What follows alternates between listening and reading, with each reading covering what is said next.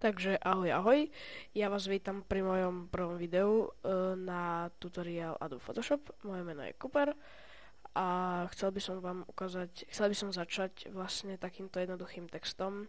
Sklenený efekt na... Dobre. Sklenený efekt na text a bude to vyzerať nejak takto.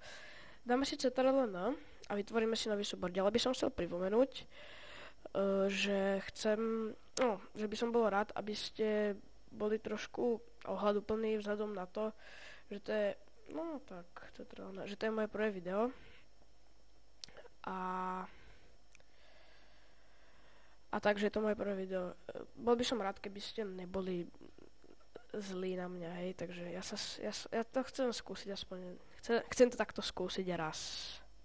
Dobre, takže dáme si to ako text. Vytvoríme si nový text, nejaký, aký chceme. PDS by Cooper napríklad. Samozrejme farbu toho textu, keďže to je sklenený text, dám čiernu. Pardon. No, funguj. Čierna. Celá čierna. Dáme tu fajčku, potvrdíme to, teraz dáme Ctrl+T. Tak to som nechcel, pardon, fajočku ako potvrdíme alebo Enter. No Enter vlastne v tomto prípade nie, lebo by som vám to pokazil. Dáte Ctrl+T, ukáže sa vám takáto tabulka, roztiahnete si to na potrebné rozmery, stlačíte Enter alebo tú fajočku, teraz už môžete. Ďalej si vytvoríme pozadie. Pozadie vytvoríme jednoducho pomocou nástroju prechod, myslím, že sa tak volá, a vytvoríme si takto. No, to sa mi moc nepáči, ale no dobre, trošku menšie to bude, tak dobre, to už v pohode. Teraz si z neho spravíme ten sklenený text a to tak, že dvakrát na neho klikneme. Tuto hneď prvá voľba, vlastne 4 vrstvy sa nám ukážu, hneď prvá voľba je blablabla a tu je, že krytie výplne, to stiahnete na 0.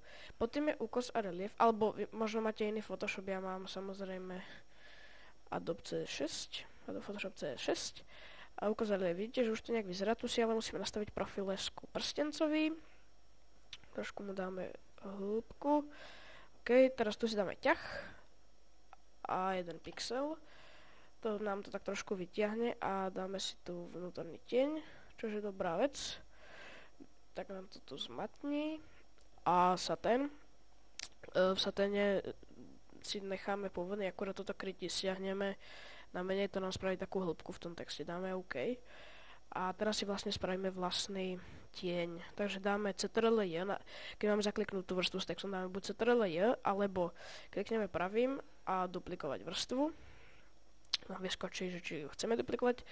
Tá vrstva pod tým je vlastne teraz duplikovaná, teda tá hore je zduplikovaná, myslím, áno, a tu pod tým, dajme tomu, to je jedno, tu pod tým použijeme ako tieň, takže dvojklik na vrstvu. Opäť tuto v tom prvom, toto dáme na 100%, pretože to je kópia predtým a všetko, čo máme tu, takto vypneme. No čo? Že som niečo pokazil? Pokazil som niečo? Ne, nepokazil som nič zatiaľ.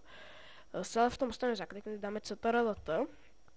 Vlastne máme tu toto formátovanie, ten obdĺžnik, s ktorým to vieme prevrátiť a robiť s tým rôzne veci.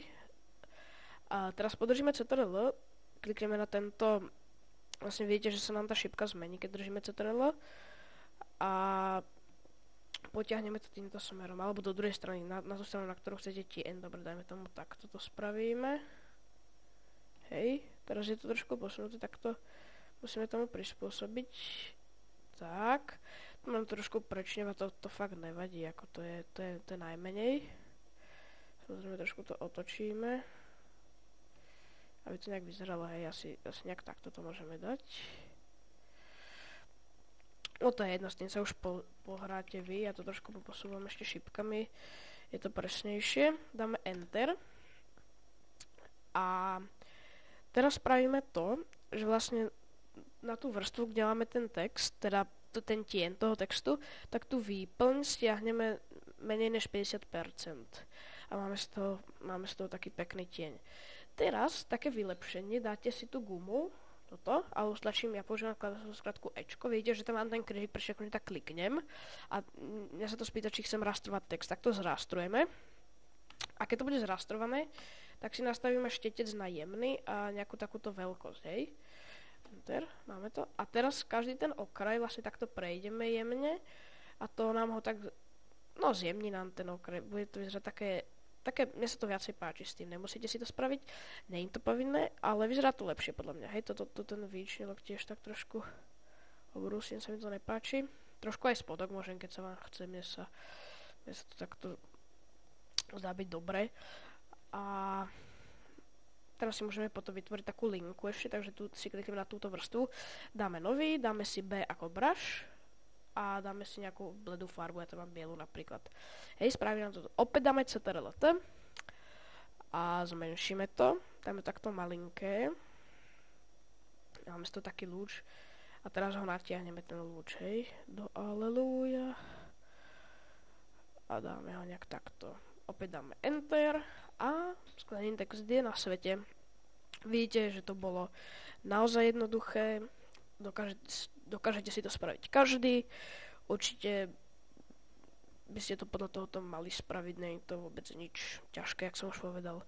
Ďalej teda, už sme na konci videa, takže ďakujem, že ste sa na toto video pozreli. Opäť chcem pripomenúť, že je to moje prvé video, tak chcem, aby ste to nehodnotili nejak extra prísne, hej.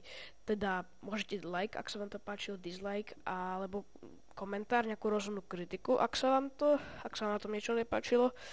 Samozrejme, príjmem určite rozumnú kritiku. Dobre, takže ďakujem a to je všetko. Čau, na budúce.